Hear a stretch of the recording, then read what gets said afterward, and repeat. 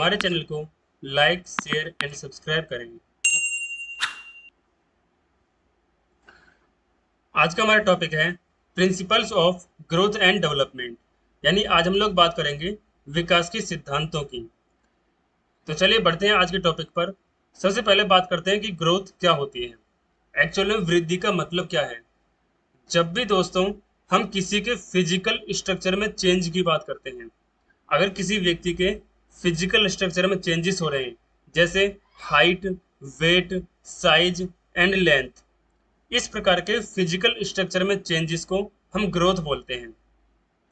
Growth एक quantitative major है, यानी कि हम ग्रोथ को काउंट कर सकते हैं, मेजर कर सकते हैं कि किसी की कितनी ग्रोथ हो रही है। अब ग्रोथ किस चीज़ में काउंट हो सकती है, यानी किस चीज़ में मेजर हो सकती है। केजी यानी किलोग्राम्स में मेजर हो सकती है। इंचिस यानी कितने इंचिस किसी की हाइट इंक्रीज हुई है, इसमें मेजर हो सकती है। यानी ग्रोथ का मतलब सिर्फ और सिर्फ फिजिकल सेंस से है। जब भी किसी के फिजिकल स्ट्रक्चर में चेंज होता है, उसको हम ग्रोथ बोलते हैं। नेक्स्ट है डेवलपमेंट। जब हम डेवलपमेंट की बात करते हैं, तो इसका मतलब है कि फिजिकल स्ट्रक्चर में तो चेंज हो ही रहा है, साथ में किसी की mental, cognition and emotional, other types के भी जो डेवलपमेंट है, सबको इंक्लूड कर कर हम डेवलपमेंट में काउंट करते हैं। यानी डेवलपमेंट एक ऐसा प्रोसेस है जिसमें physical development, emotional development, cognitive development, mental development, हर प्रकार के डेवलपमेंट को शामिल किया जाता है। इसीलिए डेवलपमेंट एक क्वांटिटेटिव एंड क्वालिटेटिव दोनों तरह की यूनिट है। जैसे हमने ग्रोथ की बात की, ग्रोथ सिर्फ क्वांटिटेटिव यूनिट है, लेकिन डेवलपमेंट क्वांटिटेटिव एंड क्वालिटेटिव दोनों यूनिट्स हैं। क्योंकि डेवलपमेंट की जब हम बात करते हैं, तो उसमें ग्रोथ भी शामिल होती है एंड अदर प्रकार के डेवलपमेंट भी शामिल होते हैं, जैसा कि हमने बात की mental development, emotional development, cognitive development etcetera. तो चलिए दोस्तों आगे बढ़ते हैं। हमारे ग्रोथ एंड डेवलपमेंट के कंसेप्ट को समझने के बाद हम आते हैं अपने principles of growth and development, यानी ग्रोथ एंड डेवलपमेंट के प्रिंसिपल्स क्या हैं। सबसे पहला प्रिंसिपल है प्रिंसिपल ऑफ कंटिन्यूटी। इसका मतलब कि निरंतरता का सिद्धांत। जब हम बात करते हैं कि प्रिंसिपल ऑफ कंटिन्यूटी, इसका मतलब है कि जो डेवलपमेंट है वो from the prenatal period to the end of the death, यानी किसी बच्चे के जो प्रीनेटल पीरियड होता है, उस समय से डेवलपमेंट शुरू होता है और कंटिन्यूअस ये चलता रहता है डेथ के टाइम तक। डेवलपमेंट कभी भी किसी भी स्टेज पर रुकता नहीं है कि किसी स्टेज पर जाकर एंड हो जाए और उसके बाद दोबारा से वो डेवलपमेंट ना हो, ऐसा कभी नहीं होता। एक्चुअल में डेवलपमेंट एक कंटिन्यूअस प्रोसेस है, जो कि फ्रॉम द इंसेप्शन शुरू होता है and at the end of the death इसका समापन होता है।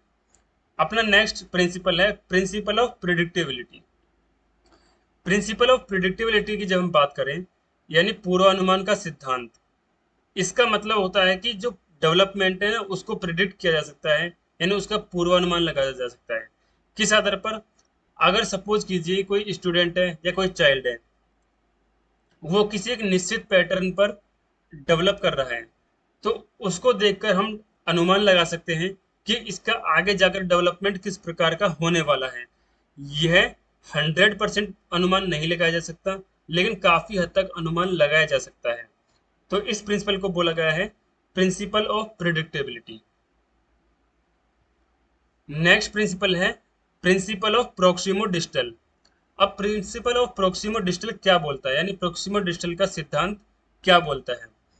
जब हम बात करते हैं प्रिंसिपल ऑफ प्रोक्सिमो डिस्टल, इसके अकॉर्डिंग जो बच्चे का डेवलपमेंट है, वो central part of the body to outer parts of the body develop करता है।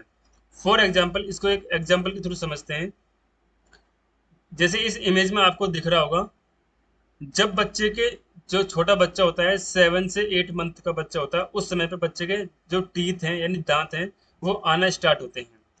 अब सबसे पहले जो बच्चे के दांत हैं ना, वो मिडल यानी सेंटर में आते हैं। उसके बाद में उसके साइड के जो जबड़े होते हैं वो दांत आते हैं। यानी डेवलपमेंट कैसे फ्लो हो रहा है, डेवलपमेंट कैसे चल रहा है। तो डेवलपमेंट सेंट्रल पार्ट से स्टार्ट हुआ and outer part of the body की तरफ गया। तो इसी को बोला गया है प्रिंसिपल ऑफ प्रोक्सिमो डिस्टल। इसी का एक और एग्जांपल देखते हैं। जैसे सबसे पहले इस वाली इमेज में दिख रहा है, सबसे पहले बच्चा अपनी आर्म्स का इस्तेमाल यानी भुजाओं का इस्तेमाल करना सीखता है, उसके बाद में वो अपनी फिंगर्स का इस्तेमाल करना सीखता है। तो इसमें भी देखा जा सकता है कि जो डेवलपमेंट है वो सेंट्रल पार्ट से आउटर पार्ट की ओर जा रहा है। इसलिए प्रोक्सिमो डिस्टल जो प्रिंसिपल है इसमें बोला जाता है कि बच्चे का development central part of the body to the outer part of the body flow करता है। नेक्स्ट प्रिंसिपल है प्रिंसिपल ऑफ इंडिविजुअल डिफरेंसेस, यानी व्यक्तिगत अंतर का सिद्धांत।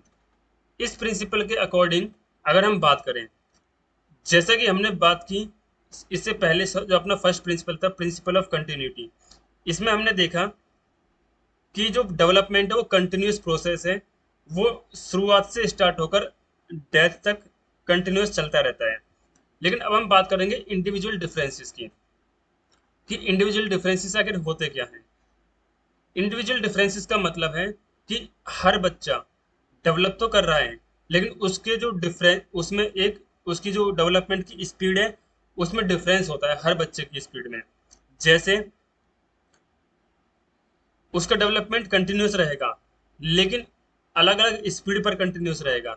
जैसे कोई बच्चा तो काफ़ी जल्दी चलना सीख जाता है, बैठना सीख जाता है, लेकिन कोई बच्चा क्या होता है थोड़ा समय से बैठना और चलना सीख पाता है। तो ये क्या दिखाता है कि उसका डेवलपमेंट तो कंटिन्यूस हो रहा है, लेकिन उसके जो डेवलपमेंट की स्पीड है वो वेरी कर रही है, उसमें डिफरेंस है। तो ये किस कारण से हुआ? इसका कारण है कि हर बच्चा एक इंडिविजुअल डिफरेंस रखता है, हर बच्चे का एक इंडिविजुअल डिफरेंस होता है अपने डेवलपमेंट करने में। तो ये था हमारा व्यक्तिगत अंतर का सिद्धांत। नेक्स्ट प्रिंसिपल है principle of proceeding from general to specific, यानी कि सामान्य से विशिष्ट तक आगे बढ़ने का प्रिंसिपल। अब इसके अकॉर्डिंग क्या है कि बच्चा पहले जनरल एक्टिविटीज सीखता है, उसके बाद में उस बच्चे की जो एक्टिविटीज है वो स्पेसिफिक होती हैं, यानी बच्चा डेवलप करता है जनरल से स्पेसिफिक की ओर। जैसे फॉर एग्जांपल, सबसे पहले बच्चा बोलना सीखता है एक किसी पर्टिकुलर स्टेज पर। अब बोलना जब वो सीखता है उसके बाद में वो अपनी भाषा का इस्तेमाल करना सीखता है कि किस प्रकार से भाषा को इस्तेमाल करना है। ये तो हो गया उसका जनरल, यानी जनरल फॉर्म होगी उसकी डेवलपमेंट की, कि उसने बोलना सीखा, उसने भाषा का इस्तेमाल करना सीखा। अब स्पेसिफिक की ओर जब वो बच्चा बढ़ेगा, यानी हो सकता है वो बच्चा एक सिंगर बने, तो क्या है बोलना तो उसने सीखा, लेकिन उन शब्दों को किस प्रकार से मॉडिफाई करके एक अच्छे वे में उनको गाया जा सकता है, ये एक स्पेसिफिक एक्शन हो गया। यानी जो बच्चा पहले जनरल एक्शन की ओर बढ़ेगा, बोलना सीखेगा, उसके बाद में वो स्पेसिफिक एक्शन की ओर बढ़ सकता है। ऐसा कभी भी नहीं होगा कि स्पेसिफिक एक्शन पहले आए और जनरल एक्शन बाद में आए। इसलिए कहा जाता है कि principle of proceeding from general to specific में कि बच्चे का डेवलपमेंट जनरल से स्पेसिफिक की ओर फ्लो करता है।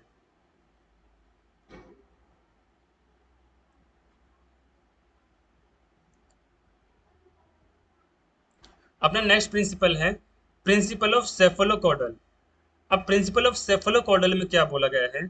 प्रिंसिपल ऑफ सेफोलोकॉर्डल के अकॉर्डिंग जो बच्चे का डेवलपमेंट है, जैसे हमने इससे पहले बात की थी principle of प्रोक्सिमो distal, principle of प्रोक्सिमो distal में क्या था?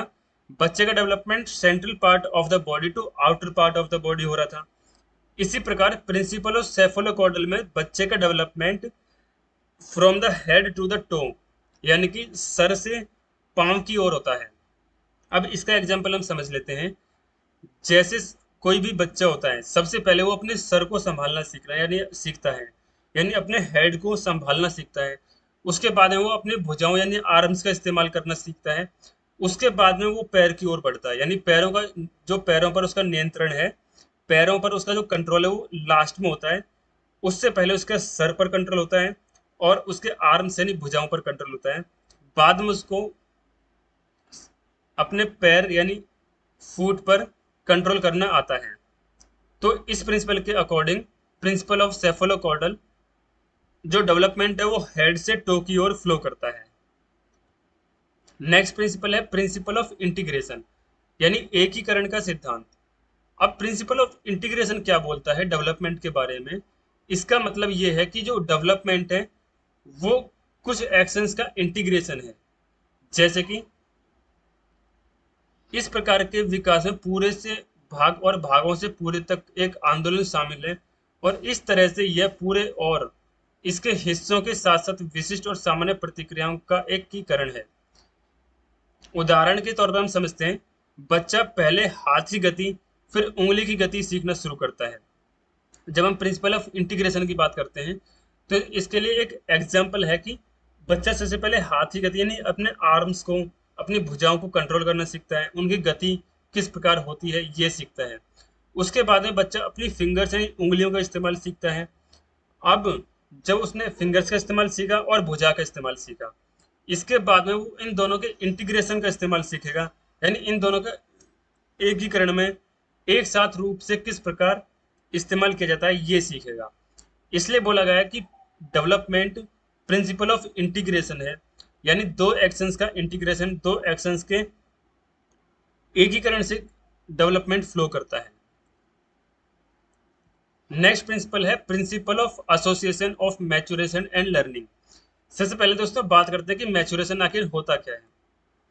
तो मैच्योरेशन का मतलब है जब बच्चा कंक्रीट थिंकिंग यानी कंक्रीट ऑब्जेक्ट से अब्स्ट्रैक्ट थिंकिंग की ओर बढ़ता है, और कंक्रीट थिंकिंग से अब्स्ट्रैक्ट थिंकिंग की ओर बढ़कर वो अब्स्ट्रैक्ट थिंकिंग को समझने लगता है। इसी को हम कहते हैं मैच्योरेशन। जैसे ठोस वस्तुओं के माध्यम से सीखता है और धीरे धीरे अमूर्त सोच की ओर बढ़ता है। इसी अमूर्त सोच की ओर बढ़ने को हम कहते हैं कि उसका जो मैच्योरेशन है वो बढ़ रहा है, बच्चा मैच्योर हो रहा है। तो अब बात की गई है कि principle of association of maturation and learning, यानी जो डेवलपमेंट है ना वो मैच्योरेशन और लर्निंग का एसोसिएशन है, यानी मैच्योरेशन और लर्निंग का कॉम्बिनेशन को ही हम कहते हैं कि ये डेवलपमेंट है। अपना नेक्स्ट प्रिंसिपल है principle of spiral versus linear advancement. अब इसमें क्या बोला गया है कि बच्चे का डेवलपमेंट, हमने फर्स्ट प्रिंसिपल देखा था प्रिंसिपल ऑफ कंटिन्यूटी, उसमें कहा था कि जो डेवलपमेंट है वो कंटिन्यूअस प्रोसेस है, लगातार चलता रहता है from the inception to the end. इसी प्रकार principle of spiral versus linear advancement में बोला गया है कि जो डेवलपमेंट है ना वो कंटिन्यूअस प्रोसेस तो है, लेकिन बीच बीच में डेवलपमेंट कुछ समय के लिए रुक भी जाता है। इसलिए जो डेवलपमेंट है वो एक रेगुलर, एक समान स्पीड में नहीं चलता है। इसको बोलते हैं principle of spiral versus spiral और लीनियर एडवांसमेंट। यानी डेवलपमेंट कभी भी एक समान स्पीड में और एक तरीके से एक लीनियर यानी एक रैखिक रेखा के रूप में नहीं फ्लो होता है, बल्कि डेवलपमेंट होता है उसके बाद में कुछ समय के लिए स्टॉप भी हो जाता है, और उसके बाद में कुछ समय के लिए वो बैकवर्ड भी आता है। इसलिए और फिर अगेन वो स्टार्ट होता है, अगेन फॉरवर्ड वो चलता है। इसलिए बोला गया जो प्रिंसिपल ऑफ डेवलपमेंट है ना स्पाइरल वाला, इसमें जो डेवलपमेंट है वो एक स्पाइरल यानी कि सर्पीली गति में फ्लो करता है, ना कि एक रैखिक गति में। नेक्स्ट प्रिंसिपल है प्रिंसिपल ऑफ इंटर रिलेशन। इसमें यह बोला गया है कि जो डेवलपमेंट है वो अलग अलग एक्शंस पर डिपेंड करता है, यानी डेवलपमेंट कभी भी ऐसा नहीं है कि सिर्फ एक एक्शन या एक एस्पेक्ट पर डिपेंड कर रहा है, बल्कि डेवलपमेंट अलग अलग एस्पेक्ट्स पर, अलग अलग एस्पेक्ट्स के जो इंटर रिलेशन है, अंतर संबंध है, उन पर डिपेंड करता है। जैसे अगर एक स्वस्थ शरीर का बच्चा है और स्वस्थ मन, यानी अगर बच्चे का हेल्दी बॉडी और हेल्दी माइंड है, तो वो बच्चा अच्छे से डेवलप करेगा, अच्छे से उसका डेवलपमेंट होगा, मेंटल डेवलपमेंट उसका अच्छा होगा, फिजिकल डेवलपमेंट उसका अच्छा होगा। अब ये सारी बातें किस पर डिपेंड कर रही हैं? हेल्दी बॉडी और हेल्दी माइंड पर। लेकिन अब इनमें से यानी हेल्दी बॉडी और हेल्दी हेल्दी माइंड के जो इंटर रिलेशन है इस पर डिपेंड कर रही है। अब अगर इनमें से कोई एक भी एस्पेक्ट कमजोर पड़ती है, अगर किसी बच्चे का माइंड हेल्दी है लेकिन बॉडी हेल्दी नहीं है, या फिर बॉडी हेल्दी या फिर माइंड हेल्दी नहीं है, तो इसका डेवलपमेंट पर प्रभाव पड़ेगा। इसीलिए बोला गया है कि जो इंटर रिलेशन ऑफ थिंग्स है वो डिपेंड करता है, उस पर डिपेंड करता है डेवलपमेंट। तो दोस्तों ये थी हमारी आज की वीडियो। अगर आपको वीडियो अच्छी लगी हो तो चैनल को लाइक शेयर एंड सब्सक्राइब जरूर कीजिएगा।